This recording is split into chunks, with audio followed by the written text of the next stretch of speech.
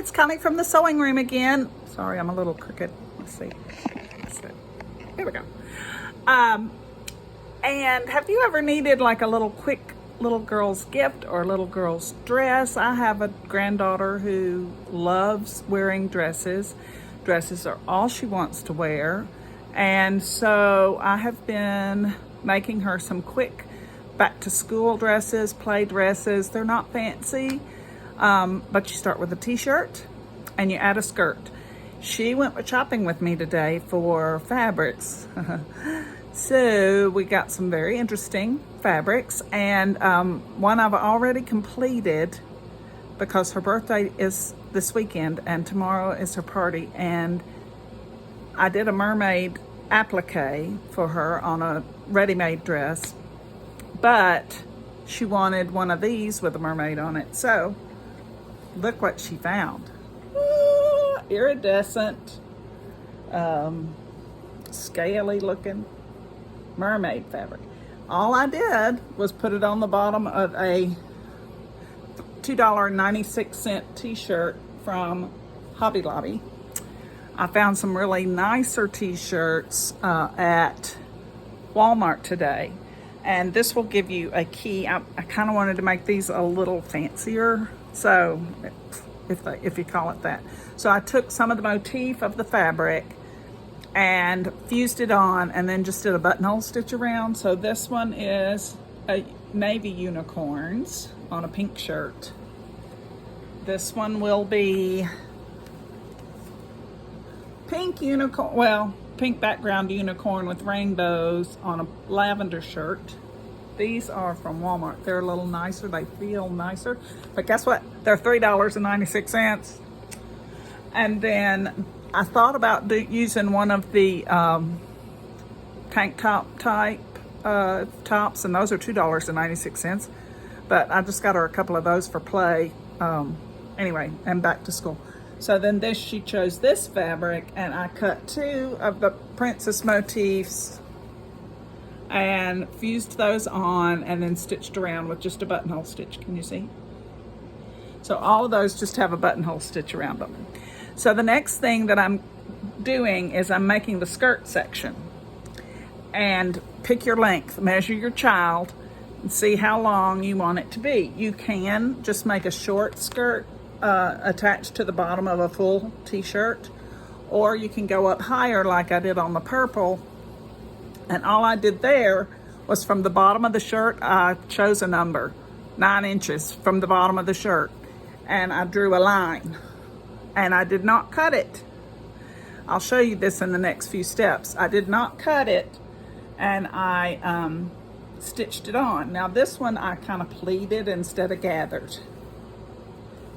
Okay, because I didn't know with this funky fabric, because this is hand wash only, sorry daughter. Hand wash only fabric, so I didn't want to mess that up. So I didn't use an iron on it at all.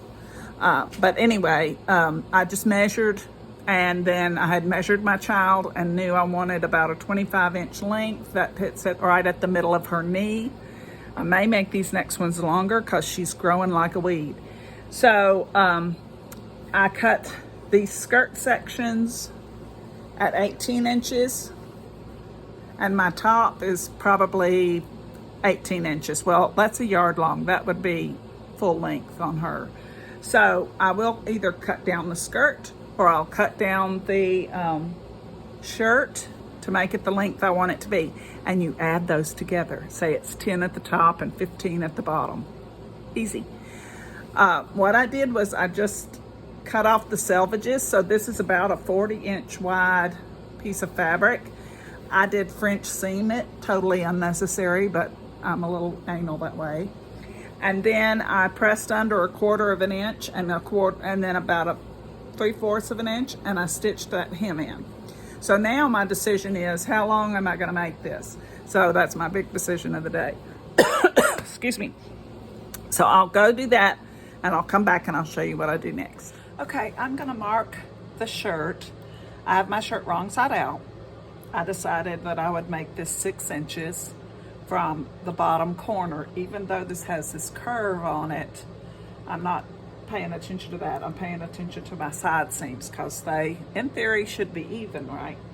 So I've got this at 6 and this at 6, and I've got just any kind of marker will do. This one happens to be a friction pen. And so I'm going to mark that line. And then I'm going to turn it over to the back side.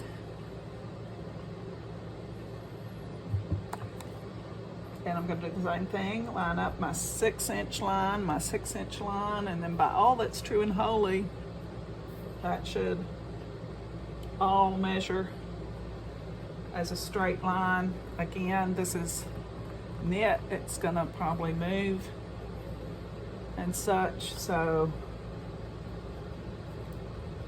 there we go. So I've got a line here going around. Now what I'm going to do is put my top on my pen, and this particular print does not have an up and down. I thought it did, but half the princesses are right side up and half the princesses are upside down, so it doesn't matter which one I make as top or bottom. But as I look at it, my center front, which is opposite of my center back seam, my center front, the princesses are all right side up. So I'm going to make sure that this center front is my top. This side is my top, so my princess is right down the center of that dress won't be upside down. So yes, I could take you over to an ironing board that's bigger, but I'm just going to press under a 1/4 inch here all the way around. One time my daughter and I were sewing together something for her, and I had to turn up a 1/4 inch and press it. And she was like, "Mom, it needs to be precise. Please measure." And I said, "Well, babe, you can check me if you'd like." She came right behind me, and guess what? I was right on the money. I pressed under a 1/4 inch lots and lots and lots. Plus, as I say, this is not that big of a accuracy thing because this skirt's going to be a little bit full, and that girl is going to be going 90 miles an hour, so it's all going to be fine. So now I'm going to take and I'm going to start back here at the seam, and I'm going to turn under, about that much. Let's see if I can keep it fairly even all the way around. It's probably 3/4 to an inch, something like that. I'm just going to press that. Then I'll come back and I will stitch just with a top stitch, nothing fancy. You could use decorative stitches if you would care to, you know, whatever floats your boat, but I'm gonna do fast and furious. Got a birthday party tomorrow. I gotta make 2 more of these before then. So what I'm gonna do after I do this, when I take it to my sewing machine, that worked out fairly well. Because I pressed it so well, I won't have to pin it. And then I'm gonna run a single line of gathering around the top of this. It probably won't need any more gathering because I can stretch that shirt to fit the gathering that happens just on that single layer. So I will increase my stitch length to about 5.5, and I will, of course it'll be a straight stitch, and then I'll sew in my hem, then I'll be back. Okay, so I have stitched in my hem, and just by running a length, I used a 5.5 stitch.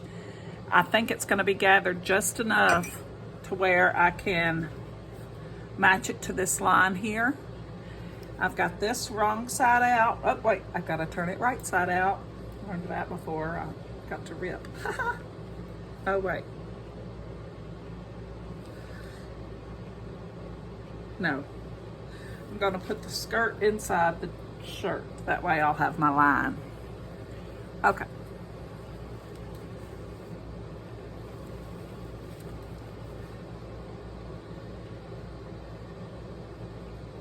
But I need to turn the skirt right side out.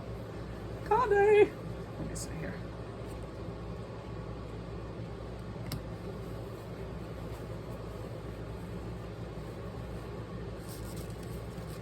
Okay, so let me find my center back here. By matching my two side seams, I'll find my center back and my center front, and I can put a little pin in each one.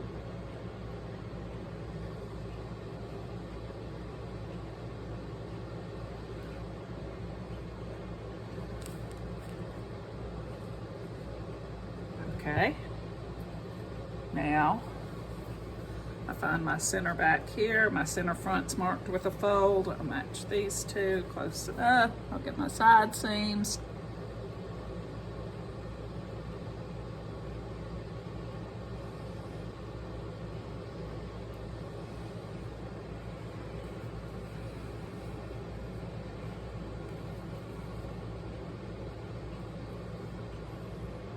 Each of those are marked with a pin. So now I'm going to put my skirt down inside.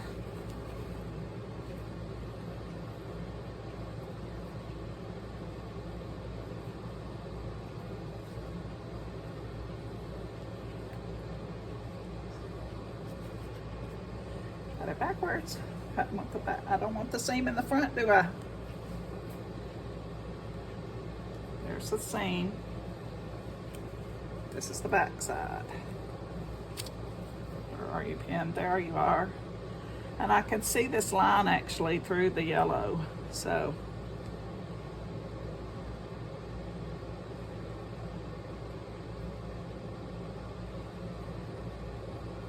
Well, there we go. It's too big of a pin right there. Okay, so I'm going to match my center back to right there. Then I'm going to come over here and find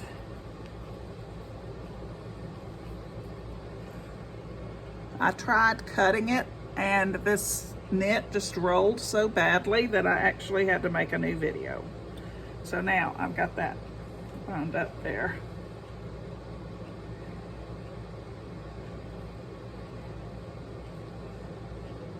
Live and learn, right?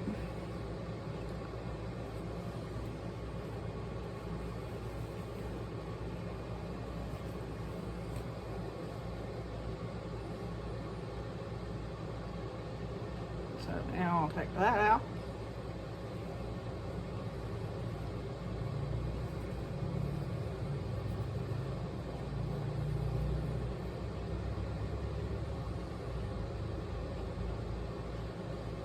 Pin that right in there. And then I have one more side seam to pin.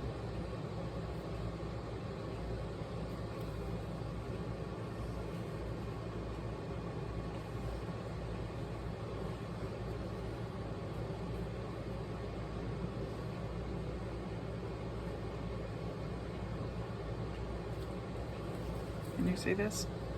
Kind of working all over the place. Sorry about that. Again, this is a home video. No professionals need apply. Okay. So now I'm gonna actually pin this some more, and I'm gonna take it to the sewing machine. I'm gonna move the camera around so you can see what I'm doing. Okay, the glare's pretty bad on that, isn't it? I'll fix that.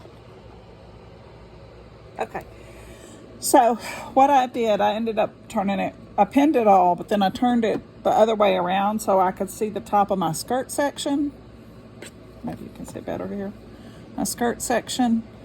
And this is the bottom of the shirt part. I'm using the free arm feature on my sewing machine, so there's not going to be any fabric caught under there. And I was exactly right. Those gathers were just right for this shirt to fit the skirt section. So I didn't have to do any more stretching or gathering or any of that. So I'm gonna stitch just inside of where that gathering was so I don't have it showing on the outside with a regular 2.5 stitch.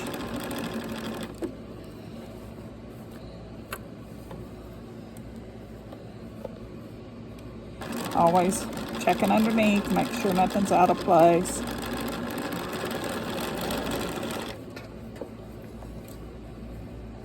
Oops, I didn't pin that very much. Got to pin that section.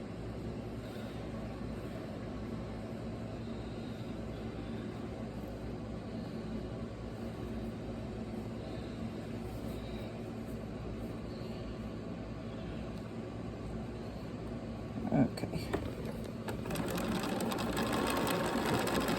Once you get into doing these, they don't take any time at all. This is my third one for today, including the one with the crazy fabric. But she was so happy with that. Makes it all worthwhile, right? That's why we do it all. We make stuff they love. Okay. So, I'm going to take the pins out. Okay, so here it is. All finished. I can get farther away. There we go. And what I'm going to do now is go in and trim out this excess of the t-shirt. And then I'm going to zigzag that seam after I trim it, so it holds it all together. Plus it gives it a little more strength to hold the skirt to the t-shirt. Okay, so I've trimmed the t-shirt pretty even to the seam allowance on the skirt section. Oops. And I'm going to widen that stitch. And I will zig and zag. Where did I put my seam? There it is. So once again, I'm going to use this free yarn feature so I don't have to worry about what's underneath. And I'm going to just zig on and zag off. And it will seal up that seam nicely. And give it a little more durability. If I had a serger, or if I had a working serger, if I had a serger I could work, all those things.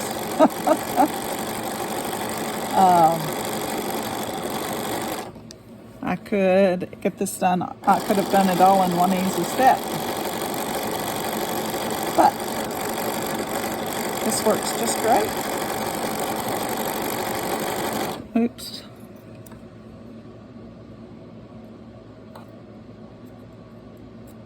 These aren't glue scissors. They're sharpening really badly.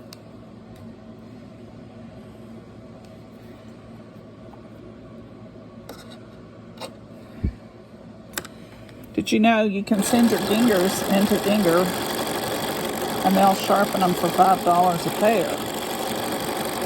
And you know you're getting them sharpened correctly. And since those are curved, these are an embroidery scissor. See, it's got a curved edge on it, very pointy. I would want to take care with that. So anyway, okay, now it's all done. And that seam's all encased and it looks really nice. Well, fairly nice. Nice enough for a 5-year-old to play in, huh? I'll take it.